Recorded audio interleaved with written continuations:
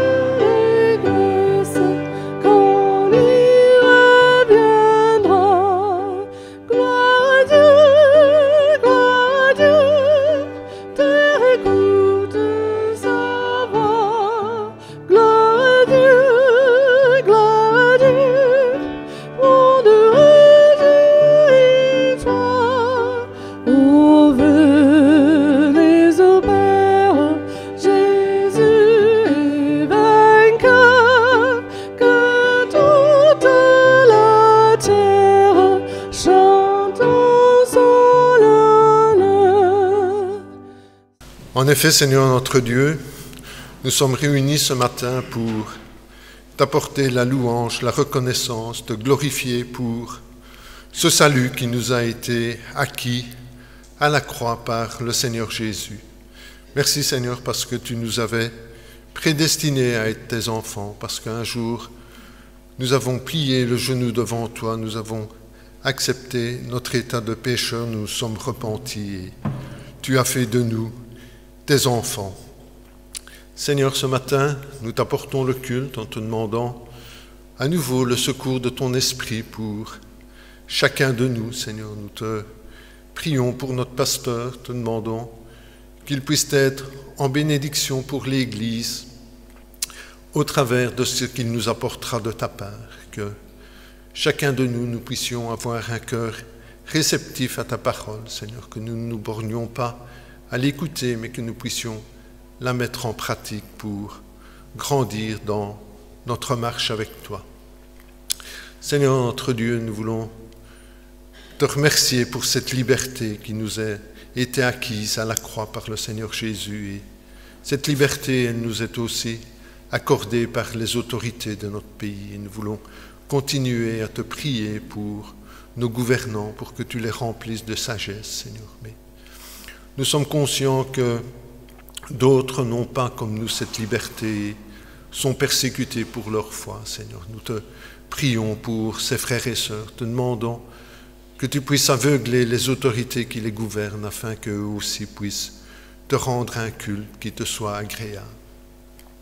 Seigneur, nous pensons aussi à nos frères et sœurs âgés, malades, qui sont empêchés de se joindre à nous. Nous te demandons de les bénir abondamment, Seigneur. Te prions aussi pour tous nos frères et sœurs missionnaires qui ont quitté leur patrie pour aller annoncer la bonne nouvelle du salut dans un pays qui n'était pas le leur, Seigneur.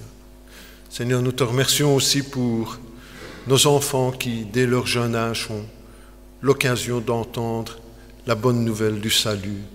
Te remercions pour les moniteurs et monitrices qui les enseignent fidèlement semaine après semaine. Nous te demandons que ta parole puisse faire son effet dans leur jeune cœur, Seigneur. Seigneur, nous pensons aussi à tous ceux qui ont cheminé avec nous pour un temps et qui maintenant ont fait un peu marche arrière. Nous te demandons, Seigneur, de toucher leur cœur, de les ramener au pied de ta croix et qu'ils puissent reprendre eux aussi leur place dans ta maison parmi leurs frères et sœurs. Seigneur, nous te remercions pour tes bontés, pour ta fidélité à notre égard, Seigneur. Et nous te demandons encore une fois de recevoir la louange et l'honneur qui t'est dû. Au nom du Seigneur Jésus. Amen. Pour poursuivre le culte, je vous inviterai à chanter le chant numéro 32. Nous voici Seigneur. Nous nous mettrons debout et nous le chanterons 2 fois.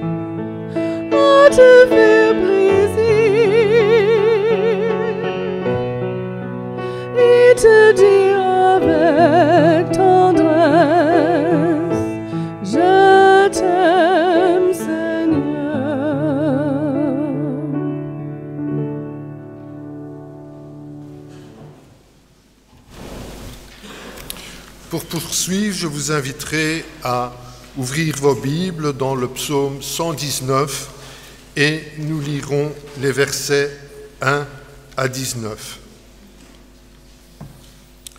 Heureux ceux qui sont intègres dans leur voie, qui marchent selon la loi de l'Éternel.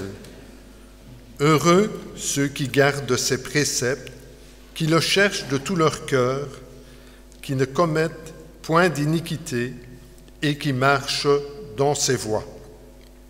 Tu as prescrit tes ordonnances pour qu'on les observe avec soin. Puissent mes actions être bien réglées, afin que je garde tes statuts. Alors je ne rougirai point à la vue de tous tes commandements. Je te louerai dans la droiture de mon cœur en apprenant la loi de ta justice. Je veux garder tes statuts, ne m'abandonne pas entièrement. Comment le jeune homme rendra-t-il pur son sentier en se dirigeant d'après ta parole? Je te cherche de tout mon cœur, ne me laisse pas égarer loin de tes commandements. Je serre ta parole dans mon cœur, afin de ne pas pécher contre toi.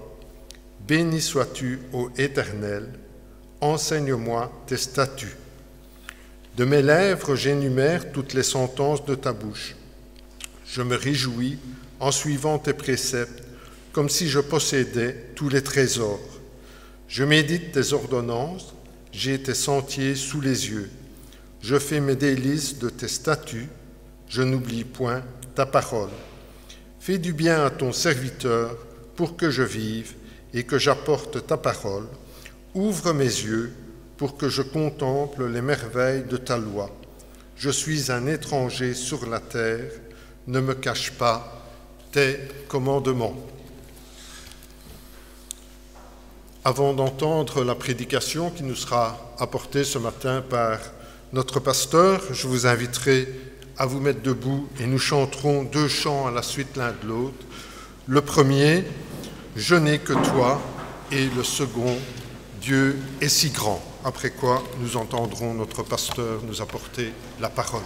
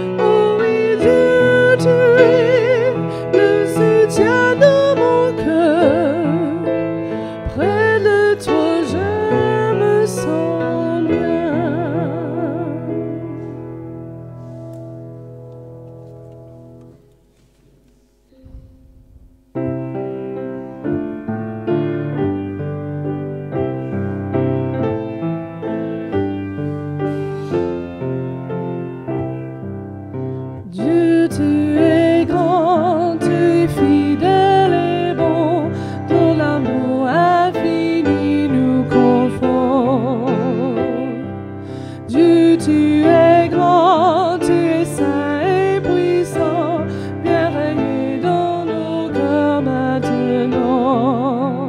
grand.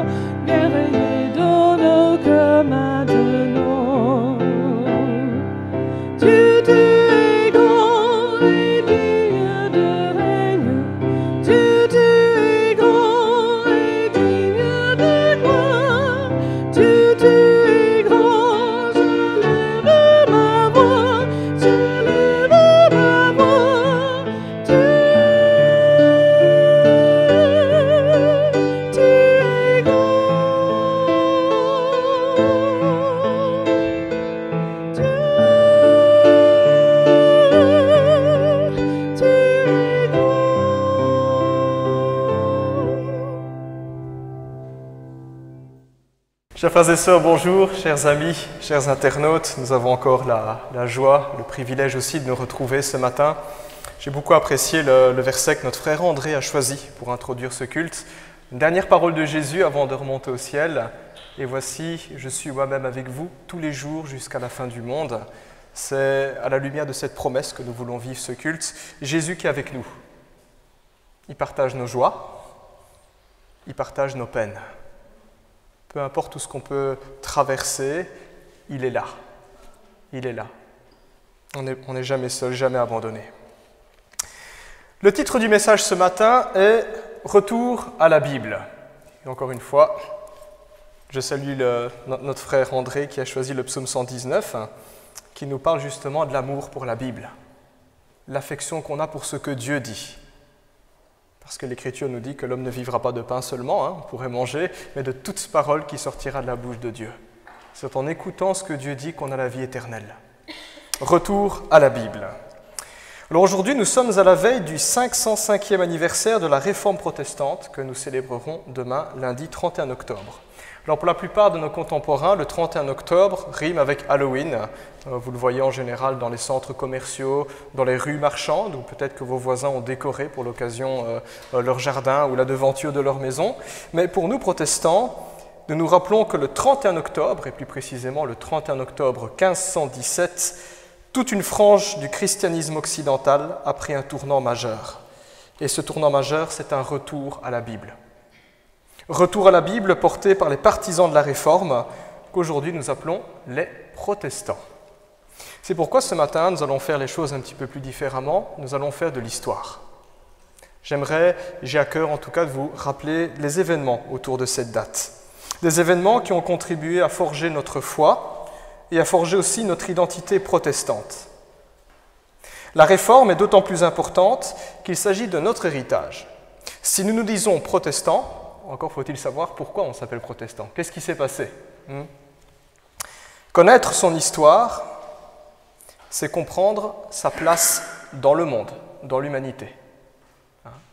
Quand on a une famille, par exemple, et quand on se dit « je me souviens, mon père a fait ça, mon grand-père, mon arrière-grand-père », quand on connaît son histoire, on comprend sa place. Je sais pourquoi je suis là. Quand on comprend son histoire, on sait d'où on vient, certes, mais on peut réfléchir où on va. Par contre, méconnaître son histoire, c'est courir le risque de répéter les erreurs du passé. D'où l'importance de l'histoire. La Réforme protestante au XVIe siècle ne fut pas un retour à la Bible sans heurts. On a des histoires dans la Bible de réveil spirituel où le Seigneur envoie un prophète. Le prophète Agé, par exemple, pour ceux qui sont venus dernièrement à l'étude biblique, le prophète parle de la part du Seigneur, le peuple écoute la parole et il y a un réveil. Tout le monde se tourne vers le Seigneur. C'est pas vraiment aussi facilement, je dois dire que c'est pas aussi facilement que les choses se sont passées, en tout cas au XVIe siècle, car à cette époque, il fallait du courage pour oser remettre en question, contester l'Église catholique qui était toute puissante et qui, main dans la main avec les pouvoirs étatiques, livrait au bûcher quiconque n'entrait pas dans ses rangs. Si un jour vous étudiez l'histoire de l'Église, vous découvrirez que l'Europe, et plus particulièrement aussi notre pays, la Belgique, a été un champ de bataille, guerre de religion. Nos territoires, nos villes, nos villages ont été visités par l'Inquisition catholique. Les femmes protestantes étaient enterrées vivants, les hommes étaient brûlés, leurs biens étaient pillés et les enfants étaient mis dans des couvents. Nous avons été traqués, massacrés. Assez curieusement, autour de cette date du 31 octobre 1517, nous retrouvons le catholique le plus célèbre et le catholique le plus apprécié de tous les protestants, Martin Luther. Je comprends d'ailleurs que quelqu'un a le prénom Martin Luther ici dans la salle, l'époux de Maguette. Donc on va parler de Martin Luther, mais du Martin Luther du XVIe siècle, Martin Luther. Il y aurait bien entendu d'autres prénoms, d'autres noms qui mériteraient d'être cités. Je pense par exemple à Jean Hus, pré-réformateur, un peu moins connu, mais il a été un des premiers à revenir à la Bible et à remettre en question certaines choses. Mort au bûcher en 1415. Calvin, le réformateur de Genève, Zwingli également. Mais le temps nous manquerait pour citer tous les noms de ces héros de la foi. Alors je tiens à préciser, ce n'étaient pas des gens parfaits, c'était des pécheurs comme vous et moi, mais Dieu s'est servi d'eux à une période clé de l'histoire pour revenir à la Bible, pour initier ce mouvement de réforme dont nous sommes les héritiers aujourd'hui. Alors ce matin, on va plus précisément cibler Luther et plus précisément cibler cette date du 31 octobre 1517. Je ne pourrais pas être exhaustif. Le mieux, c'est encore de lire une biographie. En 20-30 minutes, c'est difficile de raconter toute la richesse de ce qui s'est passé. Alors, qui était Luther ? Luther était un moine allemand, un moine qui était membre de l'ordre des frères Augustins, quelqu'un de très pieux, de très catholique. Il aimait l'Église catholique, il respectait le pape Luther. C'est aussi un brillant intellectuel, quelqu'un qui s'adonnait volontiers à la lecture et aux études, très intelligent. Ses biographes le décrivent comme un homme accablé par le poids de ses péchés, quelqu'un qui avait une conscience très aiguë, peut-être même un peu trop sensible. Il accablait son âme, toujours tracassé sur la question du péché. Il se demandait, est-ce que mes péchés sont pardonnés ? Quelqu'un qui n'avait pas la conscience tranquille. En tant que moine, il avait beau se livrer aux disciplines spirituelles comme la prière, le jeûne, la contemplation, la pénitence, le travail, les moines travaillaient et priaient en même temps. Luther avait beau passer des heures à se confesser, d'ailleurs ses biographes sont unanimes, il passait des heures à la confession. Les prêtres qui l'écoutaient, c'est pas qu'ils en avaient marre, mais ils étaient fatigués après une confession. Ça ne durait pas un quart d'heure. Luther en avait vraiment gros sur la conscience. Rien ne lui donnait la paix intérieure. Rien. Luther n'avait aucune certitude quant au pardon de ses péchés. Assez paradoxal. Rien n'ôtait en lui ce poids qui pesait sur son âme. Un jour, le supérieur de son ordre, comprenant que Luther était en lutte avec cette question, et comme il avait des affaires à faire avec Rome, donc là où il y avait le siège de l'Église catholique, envoya des émissaires, et il en profita pour suggérer à Luther d'accompagner justement ce groupe qui allait à Rome. Il a proposé à Luther d'aller faire un pèlerinage. L'idée du supérieur de son ordre était qu'un tel pèlerinage pourrait ressourcer sa foi et que peut-être, là, au siège de l'Église catholique, émerveillé devant cette gloire, cette puissance, il pourrait trouver la paix intérieure. Mais ce fut peine perdue, car à Rome, Luther déchanta en découvrant que les prêtres là-bas étaient bien plus intéressés par l'argent et par les plaisirs charnels que par le bien des âmes et la prière. Luther fut choqué. De retour en Allemagne, Luther décida de se consacrer aux études théologiques. Il voulait remplir ses pensées, son esprit de Dieu, tout le temps penser Dieu, réfléchir, et donc il s'est lancé dans les études théologiques. Il compléta ainsi un doctorat et se vit ensuite confier la chaire de théologie à l'université de Wittenberg. Alors, on a du mal à l'imaginer, mais à l'époque, la théologie était considérée comme la discipline universitaire qui était au-dessus de toutes les autres. On partait du principe que la théologie, c'est réfléchir sur Dieu le Créateur, et toutes les autres disciplines, le droit, la médecine, la science, avaient pour objet la nature, la création. Et donc il y avait cette idée-là que pour comprendre cette création, il fallait comprendre le Créateur. La théologie comme la mère des sciences, en quelque sorte. Donc un grand honneur pour Luther. C'est ainsi que Luther devint professeur, et il se mit à étudier plus profondément les Écritures pour préparer ses cours. Il y a des professeurs dans la salle, vous savez que le plus gros du travail, c'est à la maison, on prépare les cours. Luther a connu ça. Un jour, il a voulu donner un cours sur l'Épître aux Romains, et donc il s'est dit en toute logique, il faut que j'étudie l'Épître aux Romains pour l'enseigner à mes étudiants. Et là, en lisant la Bible, dès le premier chapitre, il découvrit ce qu'il cherchait depuis tant d'années. Il obtint une réponse à sa question « Mes péchés peuvent-ils être pardonnés? Est-ce que je peux être justifié devant Dieu ?» Voici le verset qui l'a bouleversé. Je vous le lis simplement, c'est dans Romains chapitre 1, versets 16 et 17. Luther s'arrêta sur ce verset. « Car je n'ai pas honte de l'Évangile. C'est la puissance de Dieu par laquelle il sauve tous ceux qui croient, les Juifs en premier lieu et aussi les non-Juifs. En effet, cet évangile nous révèle en quoi consiste la justice que Dieu accorde. Cette justice est reçue par la foi, et rien que par la foi. Comme il est dit dans l'Écriture, le juste vivra par la foi. » Lorsque Luther lit ce verset, il fut bouleversé, complètement retourné. Lui qui cherchait à savoir quoi faire, lui qui cherchait la bonne méthode, la bonne recette, la bonne discipline spirituelle, le bon mode d'emploi pour trouver le pardon de ses péchés, découvrit pour la première fois que Dieu considérait les hommes justes, c'est-à-dire qu'il les considère quittes de leurs péchés, qu'il les pardonne, qu'il efface, qu'il ne tient pas compte de leurs péchés. Luther découvrit que Dieu considère les hommes justes en réponse à leur foi, pas en raison de leur œuvre, pas en raison de leur piété, pas en raison de tout ce qu'ils pourraient faire de religieux, simplement par la foi, le salut par la foi. Luther comprit cette vérité fondamentale. Pour nous qui sommes familiers des évangiles, eh bien nous savons que c'est ce que Jésus et les apôtres ont toujours enseigné. On est vraiment à la base de la foi chrétienne.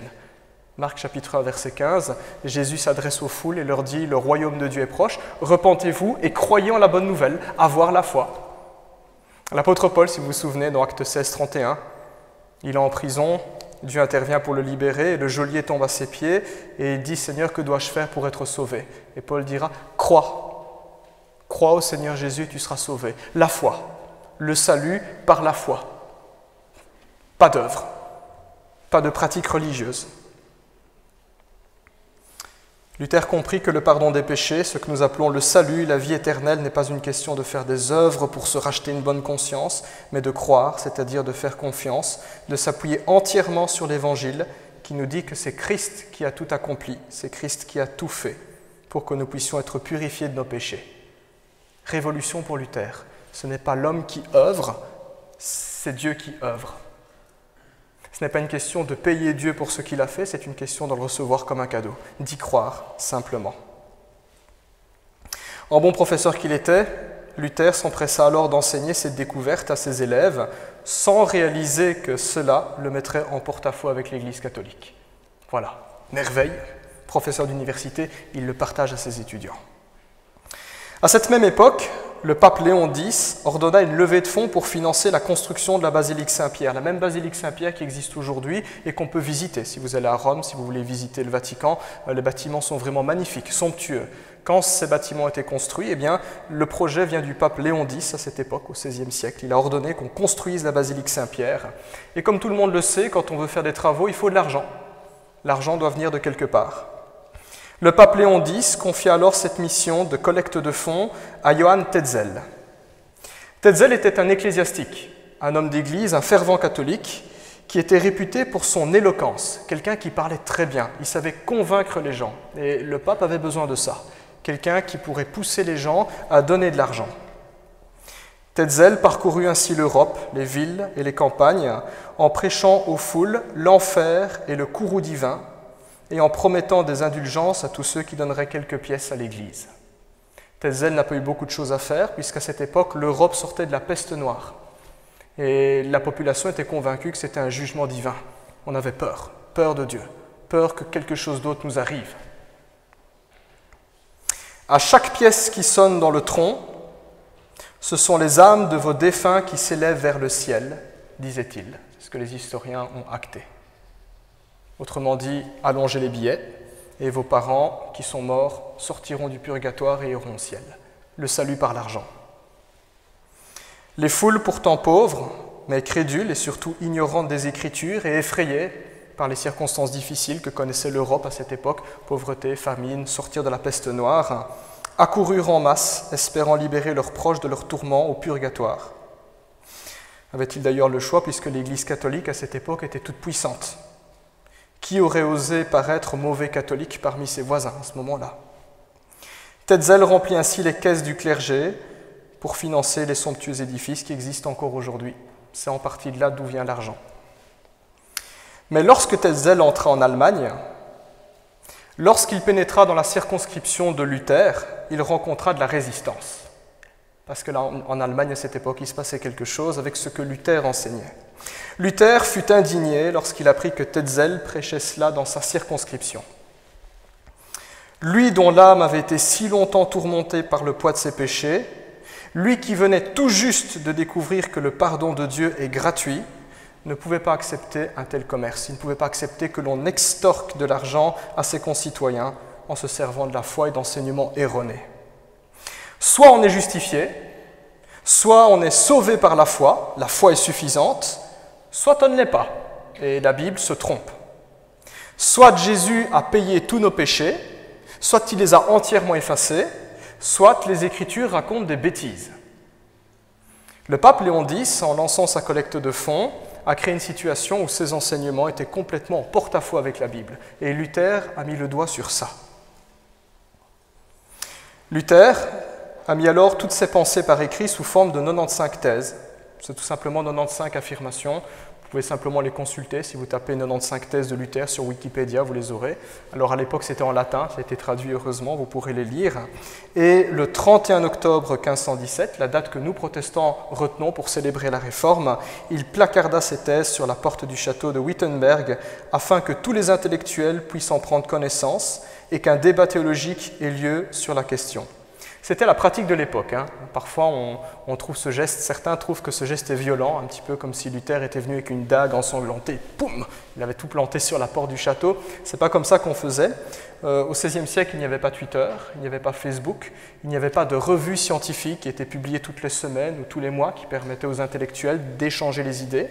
Et donc, quand un professeur d'université voulait provoquer un débat entre académiciens pour discuter, il mettait ses idées par écrit en latin, puisque le latin était la langue des intellectuels, et il les placardait publiquement, de sorte que tous les autres intellectuels pouvaient lire ses arguments et préparer ensuite ce débat. Donc le but n'était pas de faire de la polémique, mais d'ouvrir un dialogue.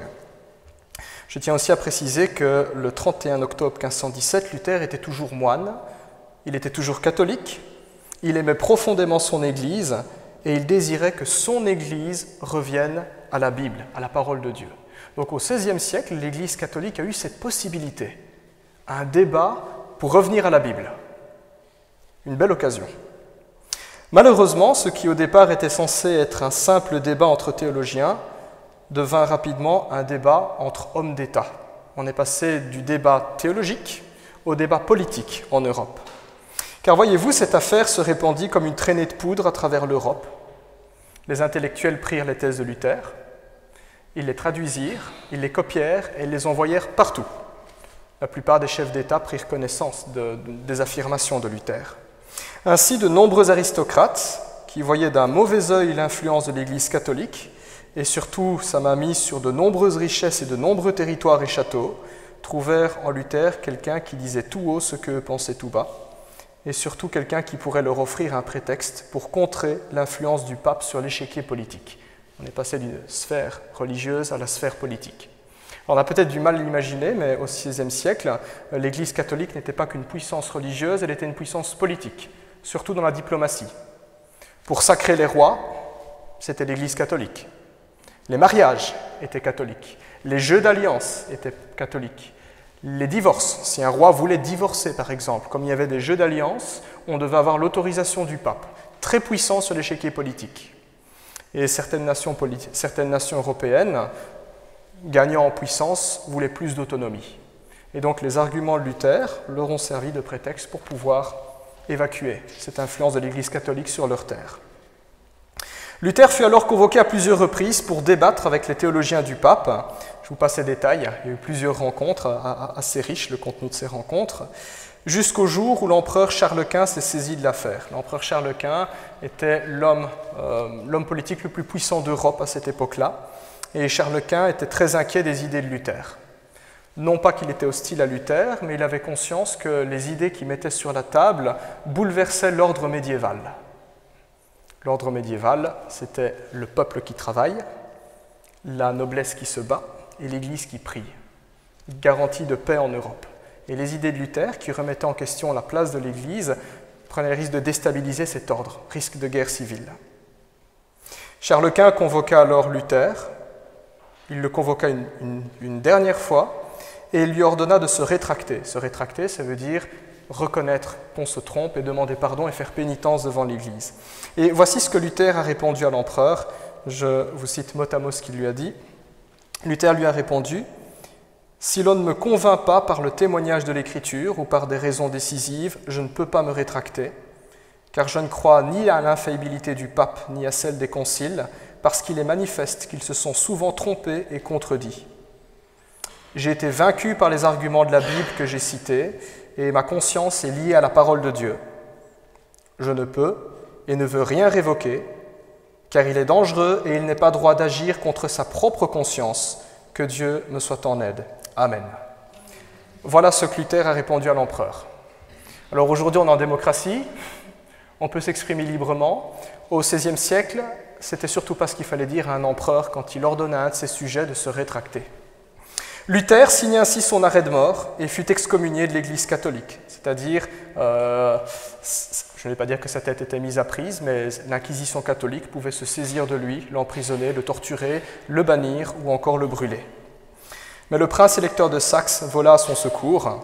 Le prince électeur de Saxe était un homme politique très puissant en Allemagne.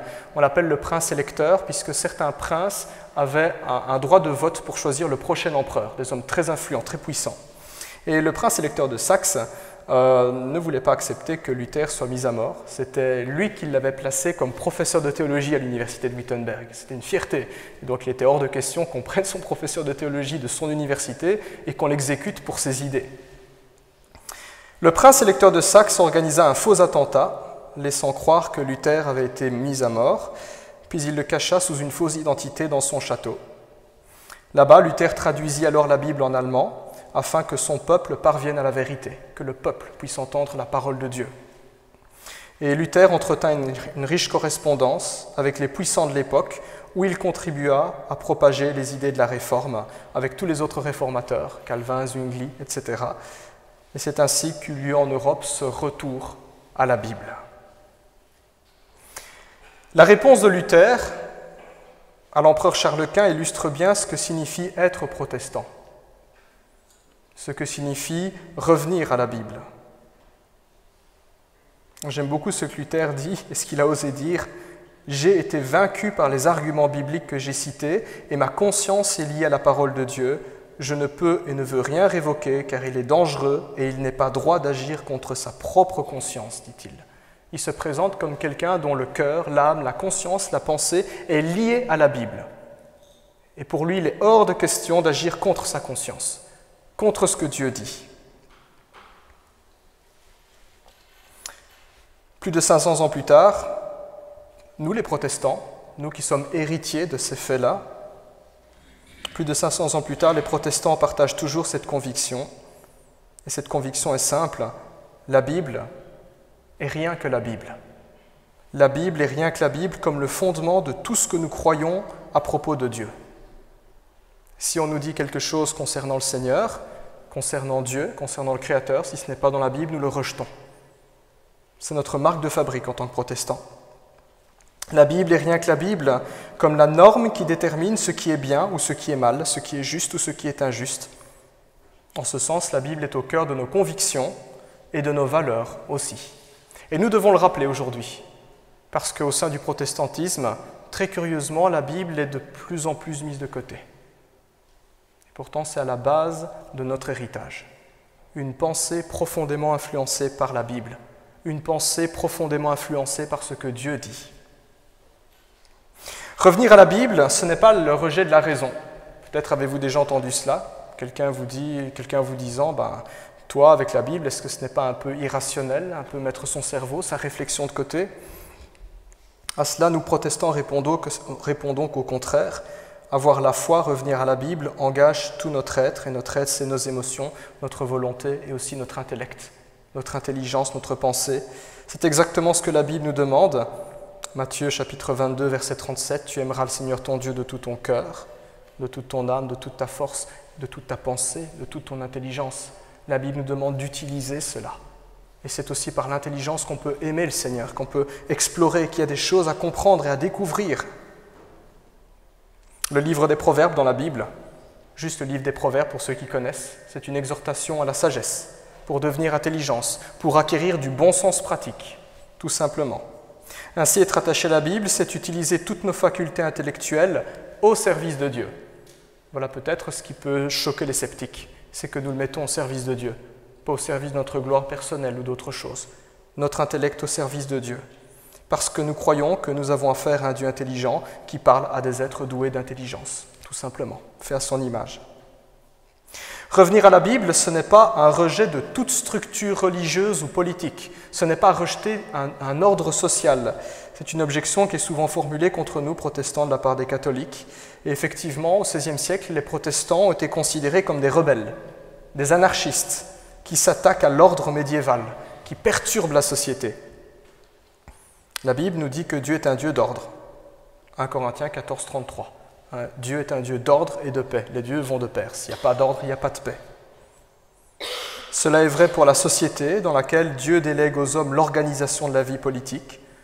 Romains 13 nous dit effectivement que toute autorité politique est établie par Dieu. Dieu délègue le droit aux hommes d'organiser la société comme bon leur semble. Le Dieu d'ordre est également vrai pour l'Église et ses ministères, sa discipline. Le Dieu d'ordre est également vrai dans la famille, les devoirs des époux, les devoirs des parents, les devoirs des enfants.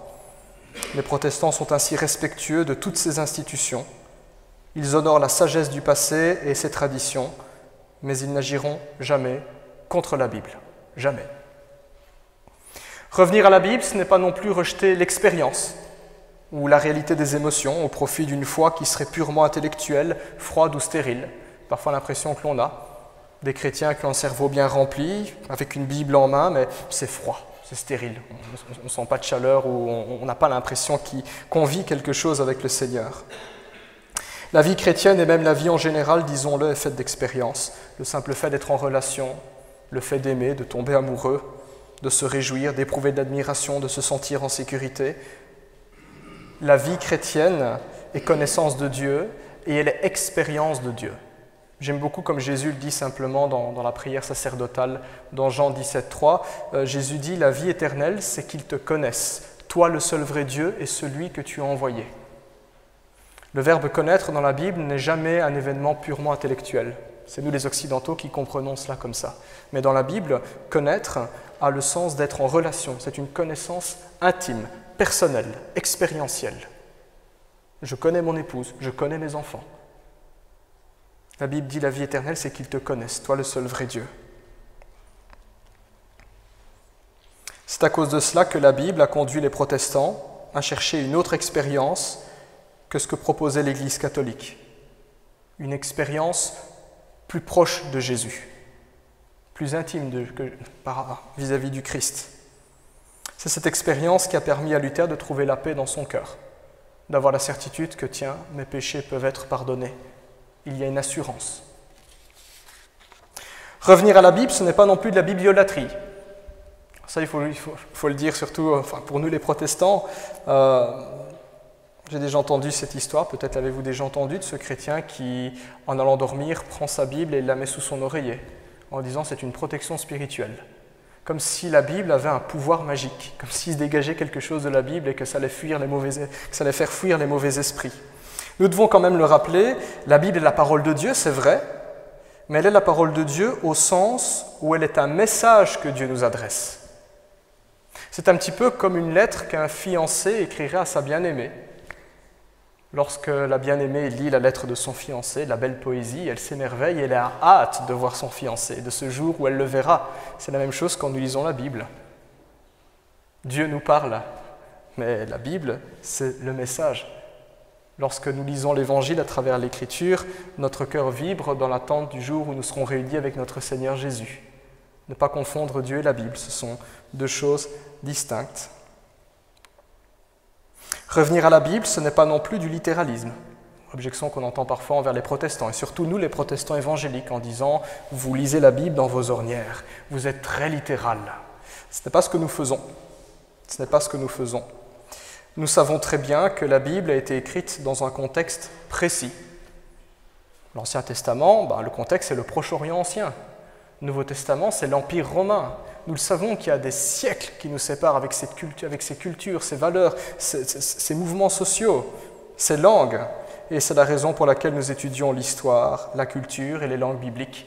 Les protestants sont les premiers à avoir remis à l'honneur aussi le grec et l'hébreu pour l'étude de l'écriture et en souligné l'importance. Comprendre le mot exact, parce que le mot est porteur de sens. Les mauvais mots l'usage de mauvais mots conduisent à des sens erronés, des fausses doctrines. Nous accordons une grande importance aux études. L'approche que les protestants ont de la Bible est rigoureuse, méthodique et sérieuse, parce que la Bible est l'objet même de leur foi. En conclusion, revenir à la Bible, c'est chercher tout simplement à bâtir sa vie sur ce que Dieu dit. Pas sur ce que les hommes disent, sur ce que Dieu dit. C'est reconnaître dans la Bible une parole, une valeur sûre et une sagesse éprouvée sur laquelle on peut s'appuyer. Si quelqu'un se pose la question, tiens, mais sur quoi je peux me fonder? Sur quelle promesse je peux m'appuyer? Sur quelle valeur je peux m'appuyer pour prendre de bonnes décisions dans ma vie? La Bible, ça marche depuis des siècles. Ça marche depuis des millénaires. Le retour à la Bible, c'est la volonté de revenir à une foi chrétienne authentique, simple, épurée de toute tradition inventée par les hommes au fil des siècles, pour se contenter seulement et seulement de ce que Dieu dit. Voilà ce qui distingue la foi protestante. Et voilà aussi ce dont nous voulons nous rappeler. 31 octobre 1517, retour à la Bible. Que le Seigneur nous donne ainsi de chérir sa parole, de la tenir en haute estime. Que pour nous, protestants, héritiers de la Réforme, peuple de la Bible, nous ne laissions pas la Bible comme un livre dans notre bibliothèque qui prend la poussière. Ce serait une erreur. Si aujourd'hui nous avons des Bibles, et même énormément de Bibles dans plusieurs langues et dans plusieurs traductions possibles, c'est rare aujourd'hui qu'un chrétien n'a qu'une seule Bible, parfois on a plusieurs versions. Si bon marché, on peut avoir une Bible à 1,90 €, c'est parce que les premiers protestants ont payé cela au prix de leur vie, au prix de leur sang. C'est notre héritage. Ne le galvaudons pas, exaltons cet héritage. Ouvrons la Bible. Que le Seigneur vous bénisse. Amen. Je vous invite à prier.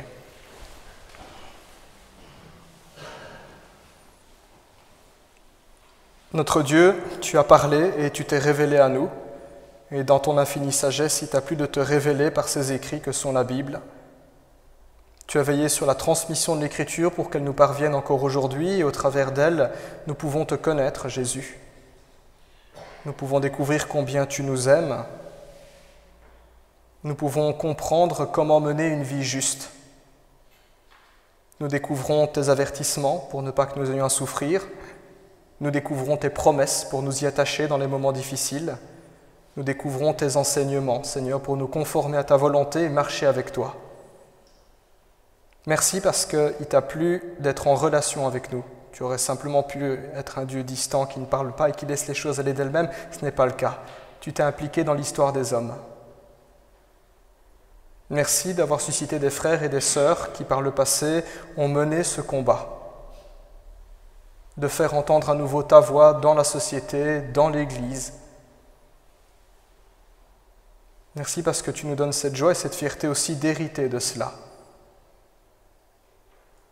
Seigneur, alors que nous vivons des temps difficiles, alors qu'à présent c'est notre tour de vivre ici-bas sur terre, nous voulons te demander de manifester un même respect, une même foi, un même attachement à ta parole que ceux qui nous ont précédés et qui ont marché fidèlement à tes côtés. Que cette parole ne reste pas lettre morte dans nos vies, simplement des choses que nous savons qui font partie de la culture protestante, mais bien plus, une parole qui trouve un écho dans notre vie. Qu'elle puisse toujours avoir cet impact réformateur, Seigneur, dans nos vies, dans notre Église. Pas simplement parce que nous sommes protestants, mais parce que nous te connaissons, parce que nous croyons que tu as parlé, parce que nous voulons t'entendre encore aujourd'hui. Au nom de Jésus. Amen.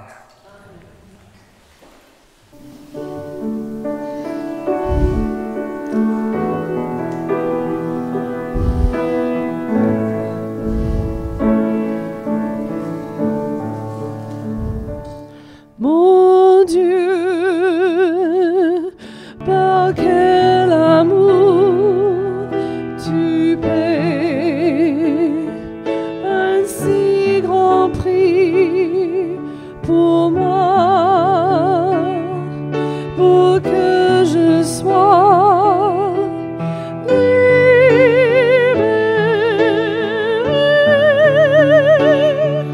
Oh, quel amour et quel sacrifice le Fils de Dieu s'est donné. Pour moi il paie, pour moi il meurt. En lui je vis, en lui je vis. Tu m'as abandonné tout seul et méprisé le sang ainsi versé coule pour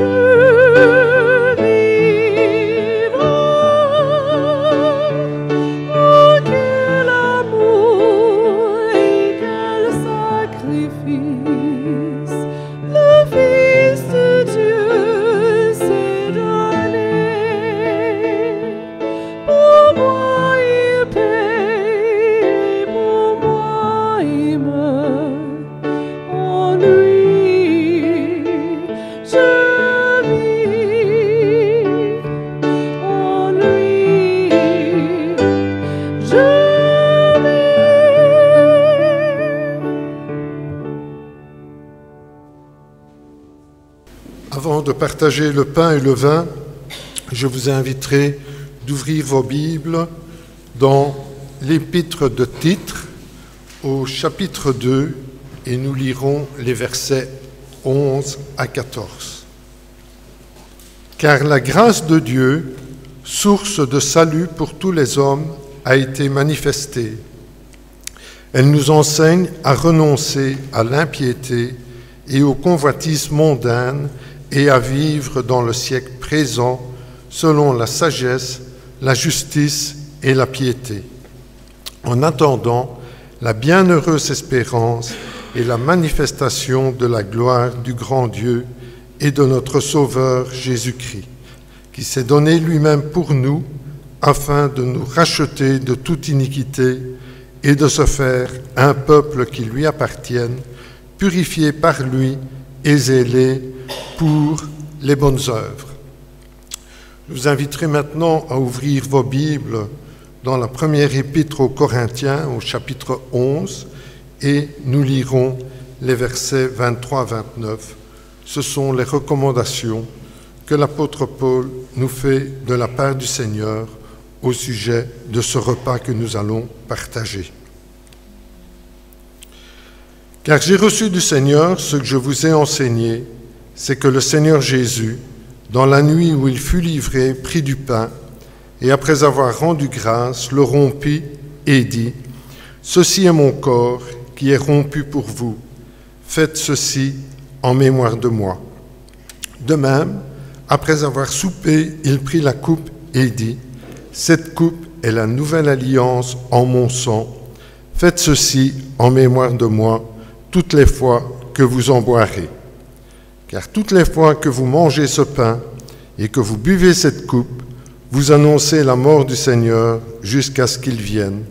C'est pourquoi celui qui mangera le pain ou boira la coupe du Seigneur indignement sera coupable envers le corps et le sang du Seigneur.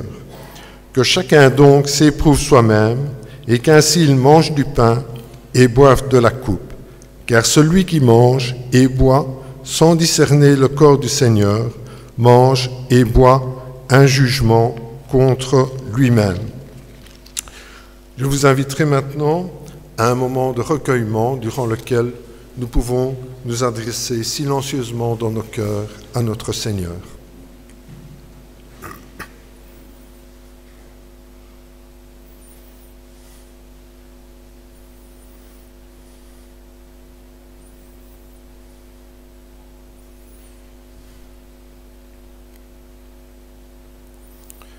En effet, Seigneur notre Dieu, nous voulons te louer, te bénir pour ce salut qui nous a été acquis à la croix par le Seigneur Jésus. Ce salut qui s'obtient par simple prix de notre foi. Mais nous voulons nous souvenir que là, sur la croix, il s'est chargé de nos péchés, de nos iniquités. Le châtiment qui nous donne la paix, c'est lui qui l'a porté à notre place. Et si nous pouvons nous tenir ce matin devant toi, c'est parce que nous sommes lavés et purifiés par le sang du Seigneur Jésus. Nous t'apportons toute la louange et la reconnaissance de nos cœurs pour cela. Au nom du Seigneur Jésus. Amen. Si vous êtes nés de nouveau, si vous avez reconnu votre état de pécheur, que vous l'avez confessé, que vous l'avez manifesté publiquement en passant par les eaux du baptême, pardon, nous vous invitons à partager avec nous le pain et le vin. Si vous êtes de passage dans notre Église et membre dans une autre communauté, pour autant que vous soyez en ordre avec votre communauté, nous vous invitons aussi à partager la Sainte Seine avec nous. Si toutefois vous n'avez jamais pris ni le pain et le vin, nous vous demandons d'avoir un entretien préalable avec notre pasteur ou avec un ancien, cela pour le bon ordre dans la maison du Seigneur et conformément à ce que nous avons lu dans sa parole. Nous ne voulons dominer sur la foi de personne, mais ces recommandations nous sont faites de la part du Seigneur. J'inviterai les frères et sœurs qui participent à la Sainte Seine à se lever. Je demanderai à Yves de bien vouloir nous accompagner pour la distribution, aux anciens, à Nunzio et Manu. Je demanderai aussi à Daniel de nous accompagner, à Durand. Je demanderai à Yves de prier pour le vin et pour le pain, et à Nunzio de prier pour le vin.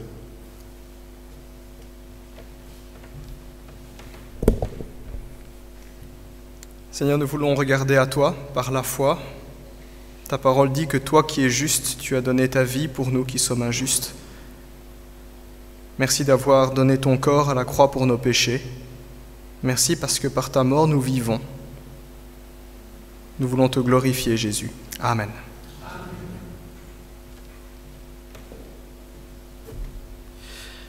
Oui, notre Dieu, en prenant ce vin, nous voulons nous rappeler le sang de ton Fils Jésus, qui a coulé sur la croix de Golgotha pour nous sauver d'une mort certaine.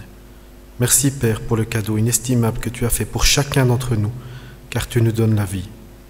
Que ton nom soit loué, dans le nom de Jésus. Amen.